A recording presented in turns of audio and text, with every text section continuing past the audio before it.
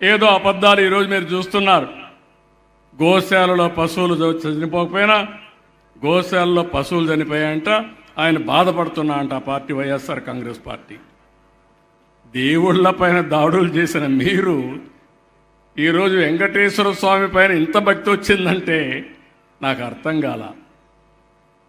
ఎప్పుడు వెంకటేశ్వర స్వామికి సాంప్రదాయాలు పాటించిన మీరు, నాలాంటి మా ఇంటి దేవుడు వెంకటేశ్వర స్వామి అప్పుడప్పుడు బాధ కలుగుతుంది ఆయనకు అపవిత్రత కలిగినప్పుడంతా. అలాంటి మీరు ఈరోజు కన్నీళ్లు పెట్టుకుంటున్నారు. పాపం ఏదో జరిగిపోయింది, జరగని దాన్ని మీరు గుర్తుపెట్టుకోవాలి. ఇలాంటి కపట నాటకాలు ఒక్కసారి నేను కూడా మోసపోయా.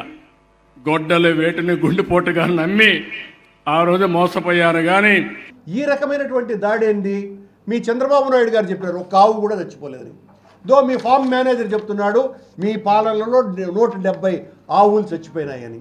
170 కాదు, గత 3 నెలల్లో ఇంకా ఎక్కువ చచ్చిపోయినాయి అన్నదే నా మాట. నేను దానికి ఇంకా స్టికాన్ అయ్యి ఉన్నా. అసలు నాకు అర్థం కాల, దీన్ని నిరూపణకు రావాల్సినటువంటి వాళ్ళు రాకుండా ఈ రోజున తెలుగుదేశం పార్టీకి సంబంధించినటువంటి 2, 3, 4 శాసనసభ్యులు వీళ్ళేం నిర్ణయిస్తారయ్యా? వీళ్లకు గోశాలకు సంబంధించినటువంటి ఏ ఇన్ఫర్మేషన్ ఉంది? ఊరికే నన్ను జగన్మోహన్ రెడ్డి గారిని మా పార్టీని తిట్టడానికి తప్ప